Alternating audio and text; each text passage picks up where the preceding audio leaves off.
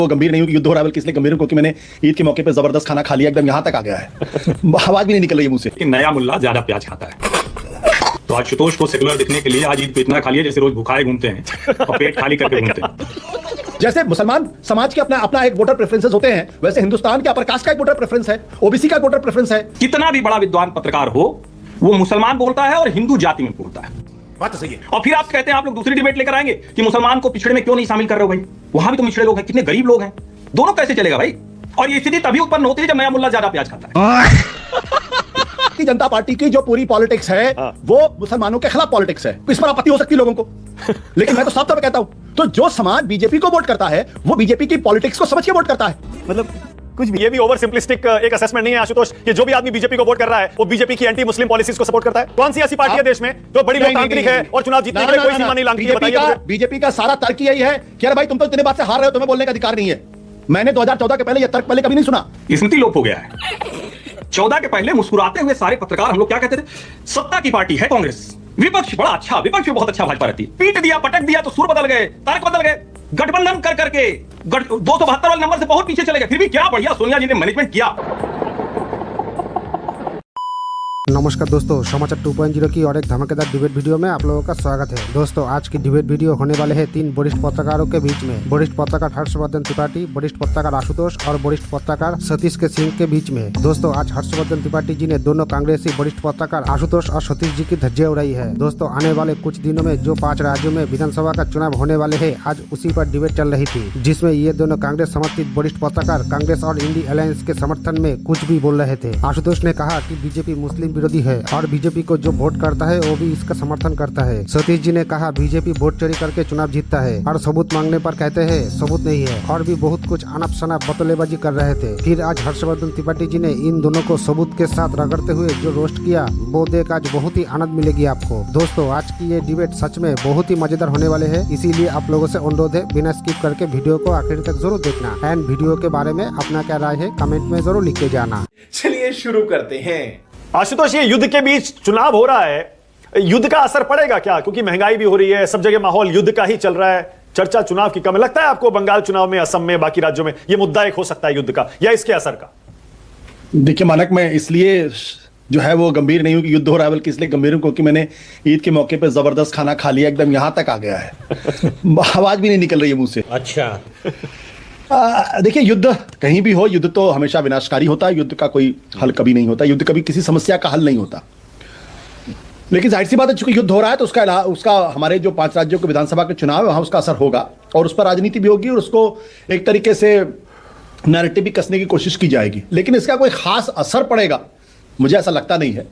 और मुझे क्योंकि युद्ध ईरान में हो रहा है और उसका बंगाल के चुनाव में क्या फर्क पड़ेगा, असम के चुनाव में क्या फर्क पड़ेगा मुझे लगता नहीं। वहां के चुनाव जो वहां के लोकल मुद्दे होंगे उनके ऊपर होगा और जिस तरीके से मोबिलाइजेशन तमाम राजनीतिक पार्टियां करेंगे उसके ऊपर होगा, और साथ ही साथ जो एंटी इनकम्बेंसी होगी वो भी अपने आप पे असर डालेगा। ठीक है, समझ गया। मैं आशुतोष आप सही, ठीक है, मैं कुछ हद तक आपसे सहमत भी हूं, लेकिन क्या आपको लगता है कि खामनेई की हत्या के बाद यहां जो मुस्लिम समुदाय में एक नाराजगी थी, फिर हिंदुस्तान की सरकार का शुरू में जो इजराइल की तरफ थोड़ा सा झुकना था, लगता है आपको कि मुस्लिम समुदाय में कुछ ये एक फैक्टर हो सकता है या विपक्षी दल इसका फायदा उठा सकते हैं? नहीं, उसका एक काउंटर सवाल ये हो सकता है, क्या यूजीसी की जो गाइडलाइंस आई थी उसकी वजह से अपर कास्ट नाराज होगा? देखिए ये बहुत सिंपलिस्टिक मुद्दे होते हैं और उस वक्त तक के मुद्दे होते हैं। ईरान में युद्ध हो रहा है तो यहां का मुसलमान उससे क्यों जुड़ेगा या क्यों जुड़ना चाहेगा? अच्छा ठीक है, उसकी अपनी एक नाराजगी है, शिया समुदाय का एक लगाव है ईरान के साथ, लेकिन इसका मतलब नहीं कि वो देशभक्त नहीं है। एक सेकंड, मेरा भाई ये कहने का बिल्कुल मतलब नहीं था कि वो देशभक्त नहीं है। मैं तो ये कह रहा हूं सड़कों पर उतरे थे, प्रदर्शन कर रहे थे, तो क्या मुस्लिम समुदाय में ये फैक्टर हो सकता है क्या कि बीजेपी को वोट नहीं देना? वो तो वैसे भी नहीं देता है बीजेपी को, तो क्या कोई मुद्दा लामबंद हो सकता है क्या मुस्लिम समुदाय? किसी तरीके का कोई मुद्दा नहीं होगा। भारतीय जनता पार्टी का जो शासन है, भारतीय जनता पार्टी के प्रति उनका जो रवैया है, वो ईरान युद्ध ना भी होता तो भी वैसा ही होता, ईरान युद्ध है तो भी उसका वैसे ही होगा, उसमें कोई फर्क आने वाला नहीं है। ओके। भारतीय जनता पार्टी ने कभी इस बात को छुपाया भी नहीं है कि उनको मुस्लिम वोटरों की जरूरत नहीं है। एक नहीं, कई नहीं, सैकड़ों ऐसे बयान है और ये बहुत ही अपैरेंट है। ओके। तो इसलिए हिंदुस्तान का मुसलमान इस आधार पर तय नहीं करेगा कि भाई, मेरा तो साफ तौर पर कहना है कि हिंदुस्तान का चुनाव मुसलमान तय नहीं करता, हिंदुस्तान का चुनाव हिंदू तय करता है, चाहे वो असम हो चाहे बंगाल हो।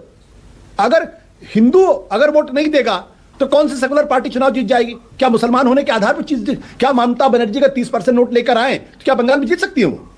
नहीं जीत सकती वो। उनको हिंदू वोट चाहिए। तो हिंदुस्तान का चुनाव हिंदू तय करता है। हिंदुस्तान का चुनाव मुसलमान नहीं तय करता। ये एक बहुत बड़ा मिथ है जो लंबे समय तक बनाया गया है और जिस पर पोलराइजेशन की पॉलिटिक्स की गई है। जैसे मुसलमान समाज के अपना अपना एक वोटर प्रेफरेंसेस होते हैं, वैसे हिंदुस्तान के अपर कास्ट का एक वोटर प्रेफरेंस है, ओबीसी का एक वोटर प्रेफरेंस है, दलित का अपना वोटर प्रेफरेंस होता है। सब एक जैसा तो है नहीं। अब कहां रह गया आशुतोष प्रेफरेंस? आप कहां ओबीसी का कोई प्रेफरेंस रह गया है? ओबीसी बीजेपी को भी देता है, रीजनल पार्टीज को भी देता है, कुछ कांग्रेस को भी देता है, उसी तरह एससी एसटी खूब देता है बीजेपी को जम के वोट। अब कहां प्रेफरेंस रह गया भाई?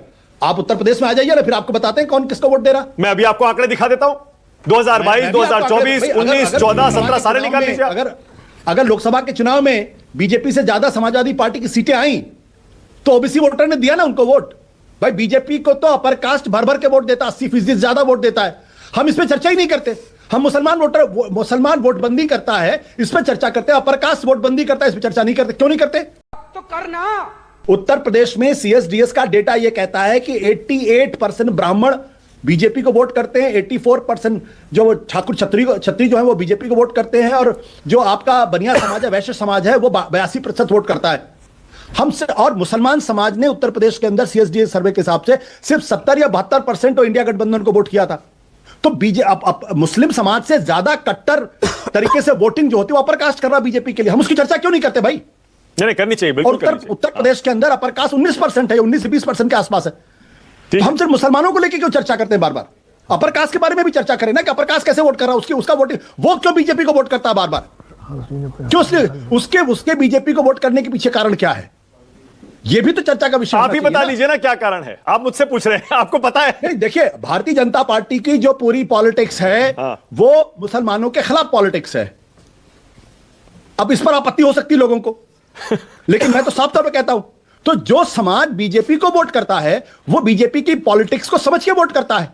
मतलब कुछ भी सही बात यह है, उसमें कहीं बटपन तो लेकिन है ही नहीं किसी तरीके की। अब क्या ये भी ओवर सिंपलिस्टिक एक असेसमेंट नहीं है आशुतोष कि जो भी आदमी बीजेपी को वोट कर रहा है वो बीजेपी की एंटी मुस्लिम पॉलिसीज को सपोर्ट करता है? मैंने ये नहीं कहा। चल झूठा। मैंने कहा वो बीजेपी के इस पॉलिटिक्स को समझते हुए वोट करता है। मैंने बिल्कुल नहीं कहा कि वो बीजेपी के एंटी मुस्लिम पॉलिटिक्स को लेकर वोट करता है। बोलिए पंडित जी इतने कट्टर क्यों हैं आप बताइए? ये अगला वर्ग जो है इतना कट्टर क्यों है कि सिर्फ बीजेपी को वोट मानक नो एक मिनट। मैं ये बिल्कुल नहीं कह रहा हूं कि हिंदुस्तान का अपर कास्ट कट्टर है। आपने कट्टर शब्द का इस्तेमाल किया अभी मैं आपको कोट कर रहा हूं। मैंने ये कहा, मैं फिर सुन लीजिए, मैं फिर से कह देता हूं। मैंने ये कहा कि भारतीय जनता पार्टी का जो वोटर है, जो अपर कास्ट वोटर है, वो भारतीय जनता पार्टी की पॉलिटिक्स को समझकर वोट करता है। और वो बीजेपी के साथ कट्टरता मैंने आपको कोट किया भाई, मैंने आपको मिसकोट नहीं किया। आपने कट्टर शब्द का इस्तेमाल किया और नहीं तो क्या। हर्षवर्धन जी बोलिए पंडित जी। कहां से शुरू करूं? सबसे पहले तो ये कि नया मुल्ला ज्यादा प्याज खाता है।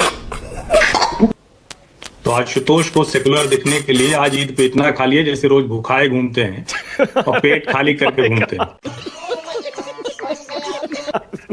बड़ा विचित्र है ये। मतलब ये सेकुलर फ्रॉड सेकुलरिज्म ऐसा हावी है कि डिबेट में कह रहे हैं कि ईद पे इतना खा लिए कि बोला नहीं जा रहा। खैर अच्छा है, ये वो चाहते हैं, उनकी वही छवि चाहते हैं, वो अच्छा है, आजकल ये चल रहा है।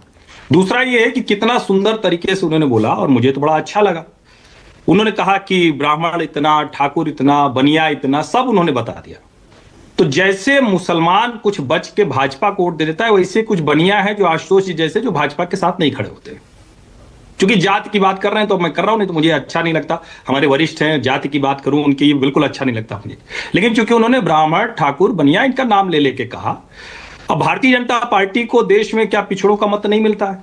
भाजपा तो हिंदू बात करती है ना, लेकिन आशुतोष जी ने कितने सुंदर तरीके से कहा और गलती से उनसे कट्टर वाला निकल गया, आपने पकड़ लिया। तो उन्होंने कहा अरे मैसेज ना गलत चला जाए, तो अपनी छवि का ख्याल आ गया। राजनेताओं से अधिक अभी आशुतोष जी अपनी छवि का ख्याल, खैर पहले राजनेता रहे हैं तो मैं तो कहता हूं राजनीति जाती नहीं है, हमारी तो शुभकामनाएं भी आगे के लिए भी। लेकिन मूल बात क्या है, कितना भी बड़ा विद्वान पत्रकार हो, वो मुसलमान बोलता है और हिंदू जाति में बोलता है। बात तो सही है। कभी वो मुसलमानों में जाति में नहीं बोलता। मैंने आज तक टीवी डिबेट में नहीं देखा। जैसे ही आता है वो कहता है मुसलमान, फिर कहता है ब्राह्मण, ठाकुर, बनिया, अगड़ा, पिछड़ा, दलित। ये क्या है भाई? और आप सोचिए ना, आप लोग ये बोलते बोलते इतना आपने बता दिया कि जो दर्शक है, जो मतदाता है, जो अलग अलग समाज के लोग सब समझ गए हैं, अब ये वाला चलता नहीं है। और फिर आप कहते हैं आप लोग दूसरी डिबेट लेकर आएंगे कि मुसलमान को पिछड़े में क्यों नहीं शामिल कर रहे हो भाई, वहां भी तो पिछड़े लोग हैं, कितने गरीब लोग हैं, दोनों कैसे चलेगा भाई? और ये स्थिति तभी उत्पन्न होती है जब नया मुल्ला ज्यादा प्याज खाता है, जब वो डेटा की बात कह के डेटा छोड़ सबकी बात करता है। और तो फिर मैं आपसे पश्चिम डायरेक्ट बंगाल पूछ का लेता हूं। चुनाव, मैं आपसे डायरेक्ट पूछ लेता हूं फिर, क्या मुस्लिम ईरान वाले युद्ध को सोचकर समझकर हिंदुस्तान के 5 राज्यों के चुनाव में वोट करेगा? क्या प्रभावित होगा उससे? क्या नहीं, यहां मैं आशुतोष जी से सहमत हूं, वो पहले से ही वैसे ही वोट करता है। ईरान वारान युद्ध से उसको नहीं, वो तय करके बैठा हुआ है। अब उसके लिए कट्टर पता नहीं आशुतोष जी कहते हैं कि नहीं कहते हैं, लेकिन वो तय करके बैठा हुआ है, उसकी लाइन क्लियर है। और मुझे लगता है कि ये सबका लोकतंत्र में अधिकार है। लेकिन ये सवाल हम लोग बार बार पूछें कि अच्छा ये बताइए, चलो ठीक है, गाजा में बड़ी चिंता है, ईरान में बड़ी चिंता है, भारत में डेवलपमेंट को लेकर मुसलमान धरना प्रदर्शन क्यों नहीं करता भाई? पश्चिम बंगाल में फैक्ट्रियां बंद हो गई, वहां के लोगों को रोजगार खत्म हो गए। पहले हमारे उत्तर प्रदेश से ज्यादातर लोग बंबई और दिल्ली और दूसरी जगह जाने के बजाय कलकत्ता जाते थे। हर परिवार में 3 पीढ़ी पहले, 2 पीढ़ी पहले अगर कोई गया है काम करने तो कलकत्ता गया है। क्यों नहीं जाते भाई? अब फैक्ट्रियां बंद हो गई, आज तक उसकी चर्चा हमने विद्वानों को टीवी पर करते हुए देखा ही नहीं। ये बड़ी अच्छी बात कही आप। कहीं न कहीं देश के मुसलमानों को लगता है कि हमारी पार्टी कांग्रेस से टूटे तो कोई ऐसा वर्ग पकड़ते हैं जो देश, मतलब उनको नेशनलिस्ट पॉलिटिक्स मुसलमानों को नहीं चाहिए। ऑलराइट, कुछ कहना चाह रहे हैं? आगे बढ़ जाएं, आशु बोलिए जल्दी से। हाँ। और अगर भारतीय जनता पार्टी की कैबिनेट में, भारतीय जनता पार्टी की मेंबर ऑफ पार्लियामेंट में अगर एक भी मुसलमान नहीं होगा और उसके बाद भारतीय जनता पार्टी कहती मैं इंक्लूसिव पॉलिटिक्स करता हूं, सबको साथ लेके चलता हूं, तो ये तो एक तरीके से झूठ हुआ ना। सच्चाई तो बिल्कुल अलग है। हिमंता बिश्वा शर्मा क्या असम के अंदर कर रहे हैं पूरी दुनिया को मालूम है, और भारत और बीजेपी का शीर्ष नेतृत्व उसको देख रहा है। क्योंकि बीजेपी ने जो सबसे गड़बड़ काम किया है कि भारत के पूरे लोकतंत्र को सिर्फ चुनावी लोकतंत्र में तब्दील कर दिया है। बस आप चुनाव जीत जाइए, उसके बाद आपके सारे गुनाह माफ। इस सज्जन को क्या तकलीफ है भाई? आशुतोष, सब पार्टियां करती हैं, सिर्फ बीजेपी थोड़े करती है। आशुतोष, सारी पार्टियां चुनाव जीतने के लिए सारी हदें पार करती हैं। कौन सी ऐसी पार्टी है देश में जो बड़ी लोकतांत्रिक है और चुनाव जीतने के लिए कोई सीमा नहीं लांघती है? बताइए मुझे। बीजेपी का सारा तर्क यही है कि अरे भाई तुम तो इतने बार से हार रहे हो, तुम्हें बोलने का अधिकार नहीं है। मैंने 2014 के पहले यह तर्क पहले कभी नहीं सुना कि लोग बीजेपी के बारे में कहते हैं तुम तो इतनी बार चुनाव हार चुका, अटल बिहारी वाजपेयी, तुमको तो नेता विपक्ष होने का अधिकार नहीं है। अभी बदत है भाई, अभी बदत है। मानक भाई, पता नहीं इतना जल्दी स्मृति लोप कैसे हो जाता है। स्मृति लोप हो गया है। 14 के पहले मुस्कुराते हुए सारे पत्रकार हम लोग क्या कहते थे? सत्ता की पार्टी है कांग्रेस, विपक्ष बड़ा अच्छा, विपक्ष में बहुत अच्छा भाजपा रहती है। पीट दिया, पटक दिया तो सुर बदल गए, तर्क बदल गए। यही कहते थे ना, अरे कांग्रेस को सत्ता चलाना आता, वो जानते हैं कैसे चुनाव जीता जाता है, वो रूलिंग पार्टी है। गठबंधन कर करके 272 वाले नंबर से बहुत पीछे चले गए, फिर भी क्या बढ़िया सोनिया जी ने मैनेजमेंट किया। कितना बढ़िया कांग्रेस देखिए बढ़ गई 2009 में। अरे भाई कुछ तो लोगों को सब याद रहता है। आजकल क्या बात करते करते जैसे मानक चैट जीपीटी करते हैं, सब चैट जीपीटी एआई सब कर लेते हैं। सत्ता कांग्रेस, विपक्ष भाजपा, ये किन लोगों ने चिपकाया था? कौन लोग लिखते थे, कौन लोग बोलते, जरा सोच के दिखाइए। ओके, क्या बात है सर, क्या बात है सर। बोलिए सतीश कैसे? भैया युद्ध का क्या फर्क पड़ता है या नहीं पड़ता है? हाँ। पता नहीं। आज मैं दिल्ली लौटा हूं और पहला काम किया, चाय की दुकान पे गया सर्वे करने। सुन लीजिए, सर्वे करने जाते हैं ना हाल चाल लेने, तो हमें 5-6 बंगाली मिले। हाँ। समझे? हाँ। सबने टिकट कटा लिया है इस बार वोट देने के लिए। है तो 23-29 को, लेकिन टिकट तो पहले ना लेना पड़ेगा। अब तो गैसों का 25 रोज पहले लेना पड़ रहा है।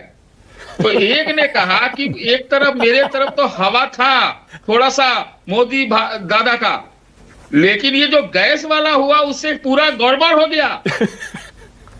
ये मैं उनकी बात बता रहा हूं। हम बोले कि यार तो वोट काय के लिए देने जा रहे हो? तो SIR हुआ ना, बड़ा मुश्किल से हमारा नाम आया। एक गांव का बताया कि इधर तो आया ही नहीं, अभी उसका जद्दोजहद चल रहा है। तो ऐसा नहीं। कितने लोग थे सतीश जी, कितने लोग थे? ये सब मिला के 4 थे भाई। 4 थे।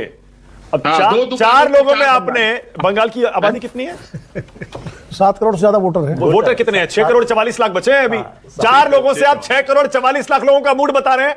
कुछ भी अरे मैंने कहा कि भाई ने सर्वे कर दिया, ये आपको सूझ रहा है ना सर्वे। मैंने कहा कि एक दुकान पे बात सुनी जो आपके सामने रख रहा हूं, है कि नहीं? अच्छा, आपको ये कैसे पता सतीश जी, या कैसे अंदाजा लगा कि वो चारों मोदी के खिलाफ वोट देने जा रहे हैं? नहीं, उसमें से एक मोदी का पक्ष वाला था, बोला। हाँ, वो बोला एक। अच्छा, बहुत दिन के बाद मैंने मोदी के पक्ष वाला एक वोटर मुझे मिला, हो सकता है हम बायस हो, और सच में मिला। कहिए तो मैं अभी आपसे 5 मिनट के अंदर लाइव करा दूं वहां से, इसी शो में। भाई साहब कुछ ज्यादा नहीं हो गया? वो वाला नहीं है हवा पानी वाला, वो सर्वे किए कुछ, बताए कुछ, बुलवा दिया कुछ, निकल गया कुछ, और सब फिर आके माफी मांग ली आंसू बहा के। अच्छा, ओके, एक सेकंड काम करिए। फिर आप ये कई बार कह चुके हैं चमत्कारी नतीजे आते हैं, तो आज इस पर आप अपनी स्थिति स्पष्ट कर दीजिए। आप मानते हैं चुनाव में बेईमानी हो रही है? बोलिए। देखिए, आप ऐसा मत कहिए कि जो है चुनाव एकदम जिस तरह से साफ सुथरे होने चाहिए, जिसका कोई किसी का सस्पिशन न हो, उतना तो जरूर होना चाहिए। नहीं, बेईमानी बताइए, कौन सी बेईमानी हुई है, बताइए। नहीं, हम उस पर नहीं जा रहे हैं भाई, मैं तो पेटिशनर हूं पॉलिटिकल पार्टी का, लेकिन बात जो देखते हैं ना, ऐसे चुनावों में पहले कभी नहीं देखा भाई। हिपोक्रेसी की भी सीमा होती है। सतीश जी तो बंगाली भी नहीं है, लेकिन बिहारी हैं, और बिहार में भी एक चाय की दुकान पे कुछ लोगों को सर्वे शायद किए थे, और उसके बाद क्या हाल हुआ समझिए। तो बुरा तो लगता है भाई, जब इतना साफ साफ मामला गड़बड़ा जाए, लगातार गड़बड़ाए, हर बार एक आध दो बार अनुमान गड़बड़ाए तो ठीक है, तो बुरा तो लगता है। तो अब उसमें क्या होता है, जब आप किसी चीज पर बार बार लोगों के सामने एक्सपोज होते जाए, तो फिर उसको हाथ से बना देते हैं, और सतीश जी उस कला के महारथी व्यक्ति हैं।